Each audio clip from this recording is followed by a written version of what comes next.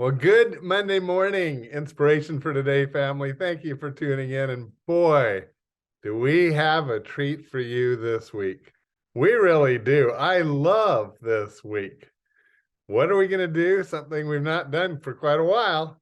We're listening to a talk that was given to our women's group.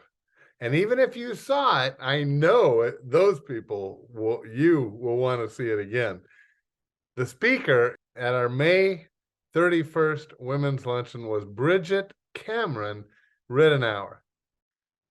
You might have got by the middle name. She is related and the sister of Kirk Cameron, the kind of movie star. He got first known on Growing Pains, the sitcom, but he's gone on to make such wonderful Christian movies and just a voice for the Lord.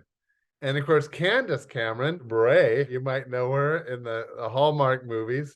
None of them, including Bridgette, has bought into what Hollywood is selling and what today Hollywood stands for. They stand strong in their Christian faith. And I love hearing from her. Now, Bridgette is going to tell her story in a most effective way, but she talks about issues that we all deal with. Today, it's kind of on disappointment, but you're just going to enjoy getting to know her. If you know either one of her brother or her sister, then you know her for sure. We're going to jump right in because she has a lot to say and it'll bless your soul. Let's watch. Thank you so much for having me today. I'm so happy to be here for a couple of reasons. For one, your weather is amazing. I'm from Palm Springs. Oh, see? I'm from Palm Springs, so right now it's like 90 and hot. So coming and spending the day here has been wonderful. So I'll share some of my sunshine and heat with you, and I'll just, enjoy the cool weather here in Laguna. So, but no, I'm so happy to be here and to share my testimony with all of you ladies today. I feel it's a testimony that God has been preparing for me and working in me since I was a little girl. I'm a child of the 80s, and so if you were a family that watched TV in the 80s and some of those shows, you might remember my brother, Kirk Cameron, who played Mike Seaver on Growing Pains. Oh yeah, yep, I remember those days. Maybe you were a family that watched TV in the 90s, and maybe you knew my sister from the show Full House, Candace Cameron Bure. There she is.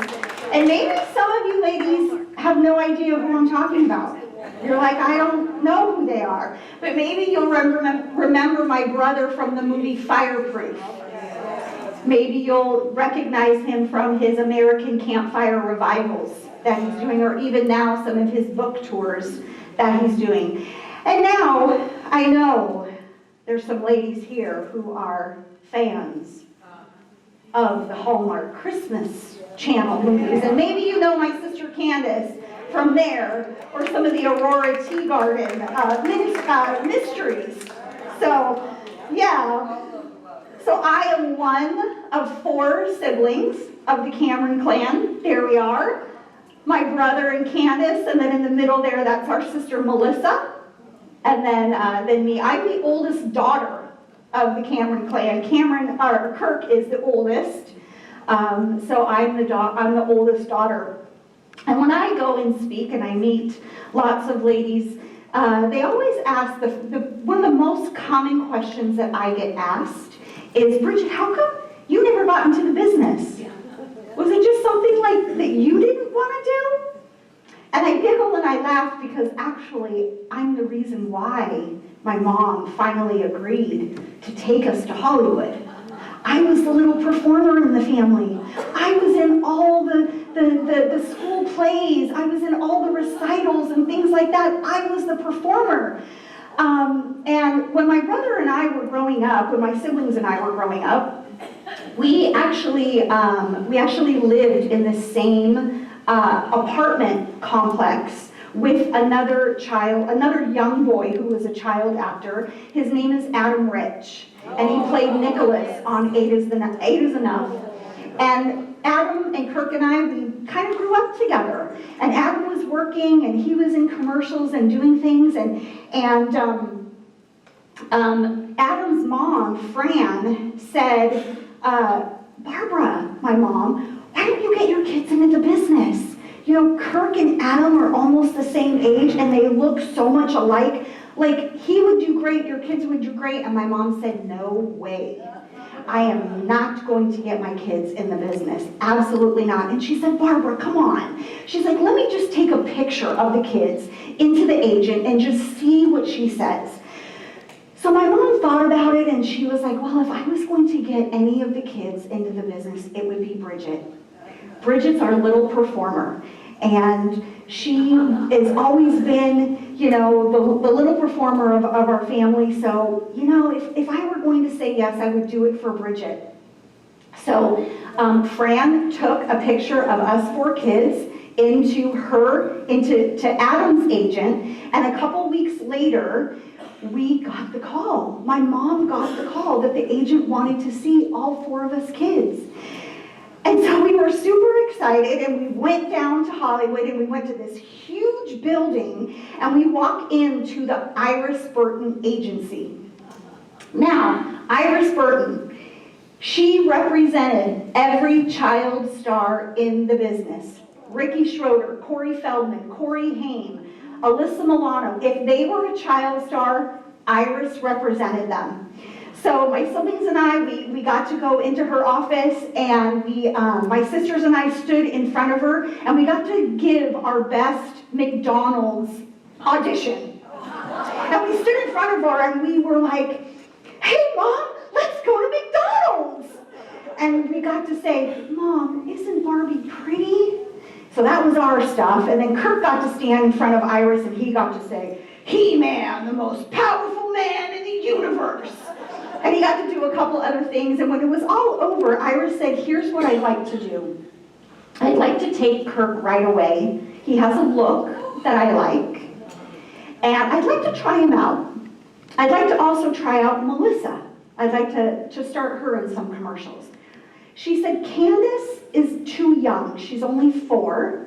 So bring her back in a couple of years, because I don't start kids until they're 4. So bring her back when she's 6. And my mom said, great. When do we get to start Bridgette? Because that's really why we're here. And Iris said, I'm not going to take Bridgette today. And my mom said, but you don't understand. That's why we're here. We're here because Bridgette really would love to do this. And she said, I get it. Bridgette's really good. But she's going to need some work with her teeth. She's going to need some braces. And I just don't take kids that have braces. So bring her back in a couple of years, and we'll get her started. And in that moment, my mom, being a mom, was just devastated for me, hurt for me. And I said, Mom, when do I get started like Kirk and Melissa? And she said, I'm sorry, honey, the agent didn't pick you today, but we're going to bring you back in a couple of years. So a couple years went by. Candace did go back to Iris, and she started working, and I had a really, really long journey with braces. So me being a child actor never really happened. Through that time, we're a very supportive family of Kirk and Candace and Melissa, and watching them, their careers grow and being on TV. And eventually, my braces did come off as an older adult. And I did actually get to start auditioning. And I did a few things. But one of my most favorite auditions was I got to audition for the Los Angeles traveling musical of The Wizard of Oz.